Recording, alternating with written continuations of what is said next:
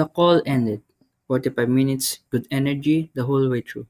They said the words every salesperson wants to hear. This looks good. Let's move forward. You hang up, lean back in your chair, you message your manager, I think we got this one. Then nothing.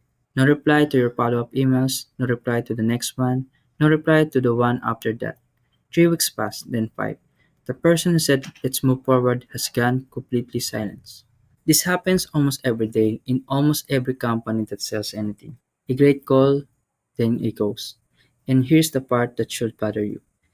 It's not because the call went badly. It's because somehow the call going well wasn't enough. Let's stay in that feeling for a second. Because right after a good call, it really does feel like the deal is basically done. They were nodding along, they laughed at the right moment, they asked smart questions, the kind only serious buyer asks.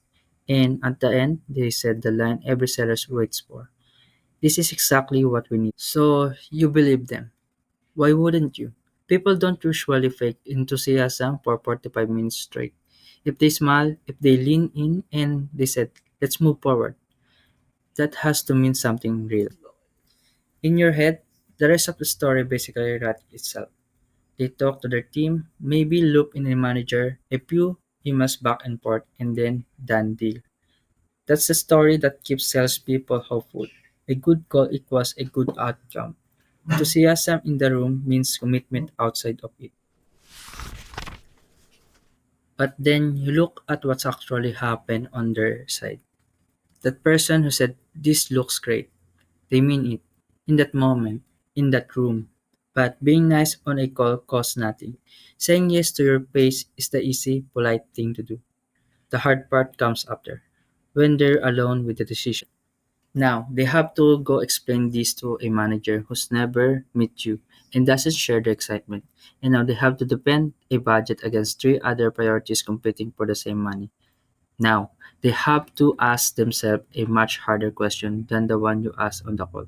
Is this worth the trouble of actually changing something? And here's the truth. Most sellers don't want to hear. Your real competition was never the other company doing something similar. It's doing nothing at all. Staying with the old way, avoiding the risk of a new decision. Silence.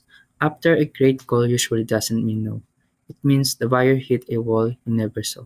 A budget conversion, a skeptical boss, a doubt they were too polite to bring up live. The call wasn't fake. It just wasn't the whole truth. Because most people would rather smile and say, let's move forward, than sit in an awkward silence and say, actually, I'm not sure. So, how do you stop the ghost before it happens? Not by sending a six follow-up email, by doing the uncomfortable thing while they're still in the room. Asking the question most sellers are too afraid to ask. What might stop this from moving forward? Not at the end as a throwaway line, in the middle, when it's still safe to be honest. Because the truth is, most buyers want to tell you the real objection. They just need you to make it okay to sound it out loud. A good call isn't the one where everyone nods and say nice things. It's the one where someone finally says, here's what actually worrying me. That's the 1% window.